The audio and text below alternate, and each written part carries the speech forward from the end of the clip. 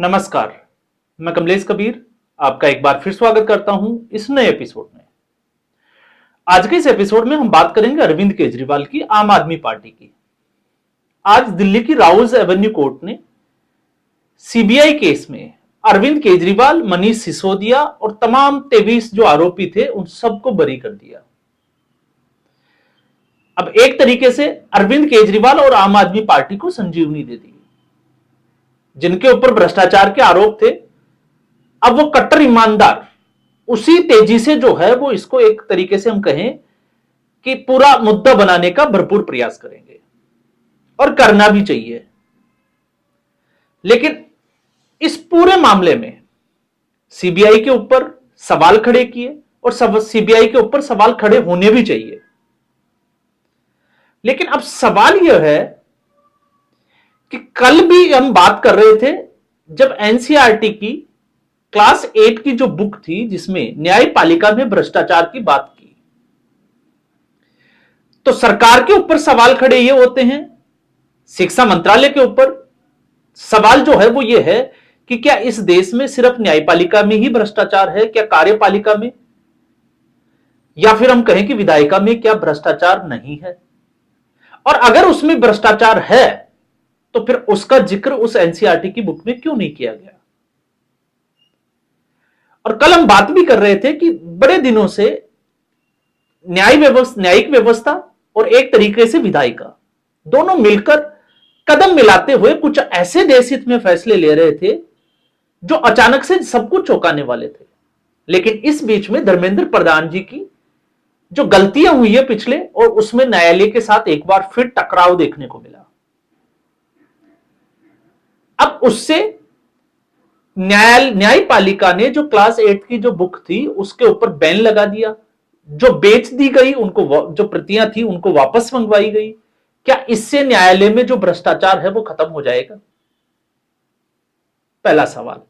और अगर ऐसा है तो फिर यशवंत वर्मा, रचना तिवारी, इसके अलावा जो 2009 का मामला कल हमने बात की थी चंडीगढ़ का, जिसमें 15 लाख रुपए किसी दूसरे जज के दरवाजे पर पहुंच जाते हैं मित्तल साहब, और फिर ऐसे ही मुंबई के सतारा का जिस तरीके से धोखाधड़ी में जमानत देने के मामले में 5 लाख रुपए की रिश्वत देते हुए रंगे हाथ पकड़ा गया, और पकड़ा किसको? जज को।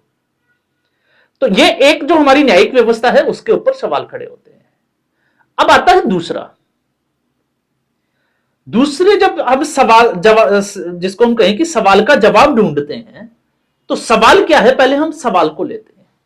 सवाल यह है कि क्या कोई भी नेता या कोई भी व्यक्ति अगर प्लानिंग के साथ भ्रष्टाचार करता है तो क्या वो गलत है या सही है?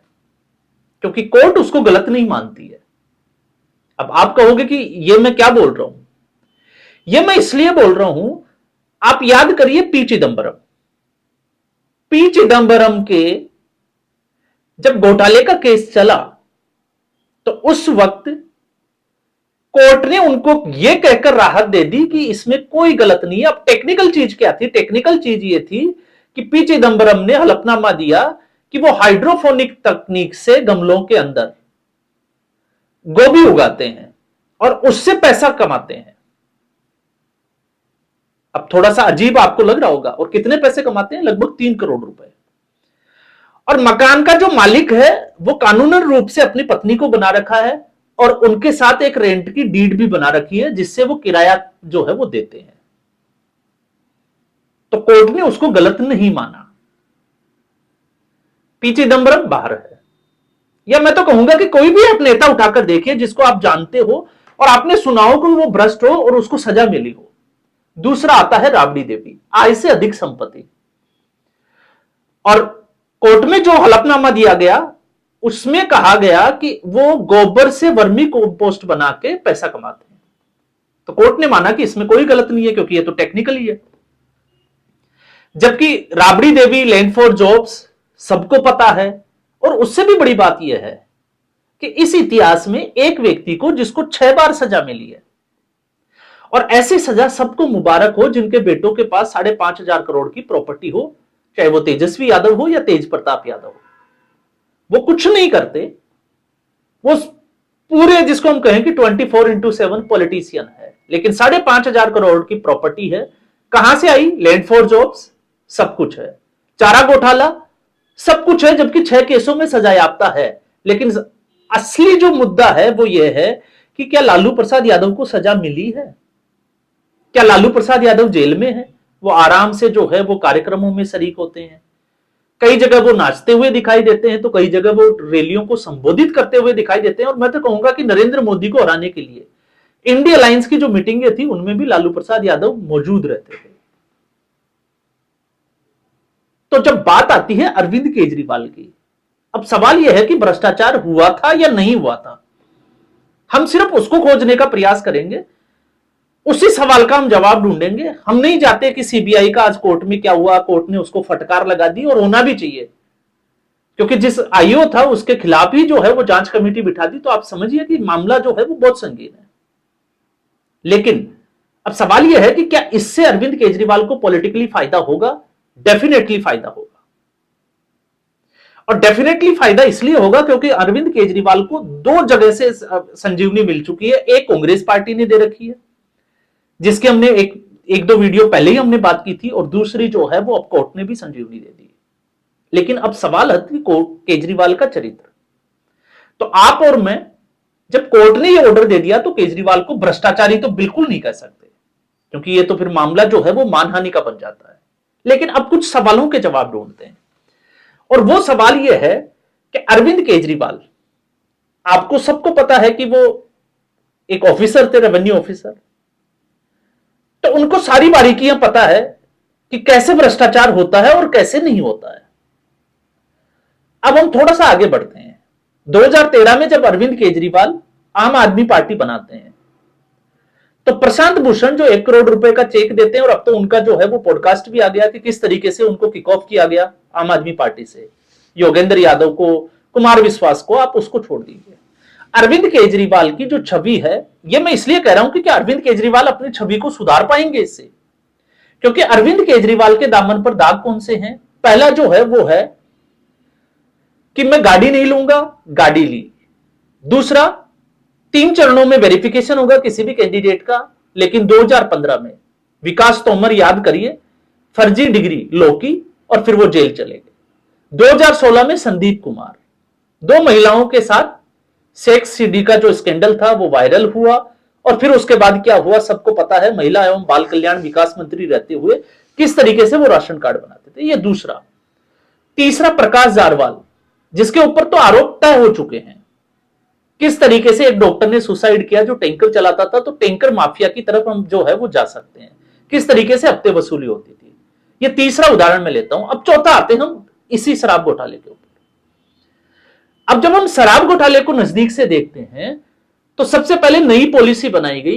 अरविंद केजरीवाल ने हर गली में जो है वो ठेके खुलवाए, एक के साथ एक बोतल जो है वो फ्री की गई। उन लोगों को लाइसेंस दिया गया जिन जो ब्लैक लिस्टेड थे, और इसके अलावा कमीशन जो था उसको बढ़ा दिया गया। और जब ये एक्सपोज हुए तो उसके बाद में उसको विड्रॉ करना पड़ा, नई पॉलिसी को वापस लेना पड़ा। ये एक चैप्टर है इसका। दूसरा चैप्टर है जिसमें मनीष सिसोदिया लगभग 500 दिन से ज्यादा जेल में रहते हैं। अरविंद केजरीवाल 9 समन के बाद जेल जाना पड़ता है। संजय सिंह 6 महीने रहते हैं, और इसके अलावा और भी लोग जो है वो इसमें अंदर चले जाते हैं। अब मेरा सवाल सिर्फ यह है कि 2 साल तक मनीष सिसोदिया को जेल में रहना पड़ा, तो एक के बाद एक मनीष सिसोदिया की जमानत खारिज ये कोर्ट क्यों कर रहा था? पहला सवाल। जब साक्ष्य मौजूद ही नहीं है, तथ्य ही नहीं है, सीबीआई जबरदस्ती जो है वो पॉलिटिकल मैंडेटा के तहत उसको, अरविंद केजरीवाल को गिरफ्तार कर रही है, तो हम अरविंद केजरीवाल के साथ खड़े हैं। लेकिन इसका जवाब कौन देगा? क्योंकि पुलिस का काम होता है अपराधी को या व्यक्ति को, आरोपी को पकड़ना, तथ्यों के साथ कोर्ट में पेश करना। आगे जो है वो कोर्ट का मामला चलता है। तो अरविंद केजरीवाल, मनीष सिसोदिया को 2 साल तक बेल क्यों नहीं? पहला। दूसरा, जब अरविंद केजरीवाल को अरेस्ट किया गया तो दिल्ली हाईकोर्ट ने एक टिप्पणी की थी कि अरविंद केजरीवाल की गिरफ्तारी अवैध नहीं है, वैध है। तो जब उस वक्त गिरफ्तारी अवैध नहीं वैध थी तो आज अरविंद केजरीवाल बरी कैसे हो गया सबूतों के अभाव में? उस वक्त सबूत मौजूद थे।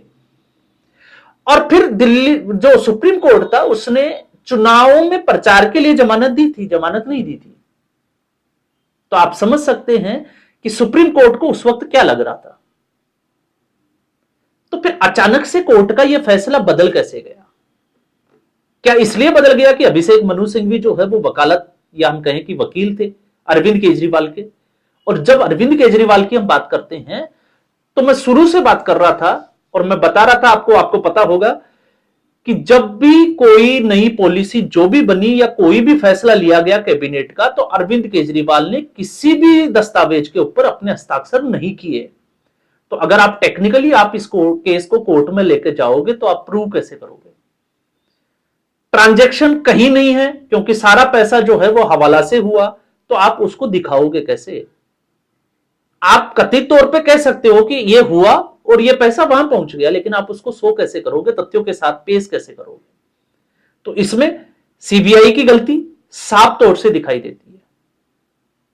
और न्यायालय का, क्योंकि न्यायालय तो मैं हमेशा कहता हूं कि न्यायालय का काम करने का अपना तरीका है, हम कुछ बोलेंगे तो कोर्ट ऑफ कंटेम्प्ट होगा।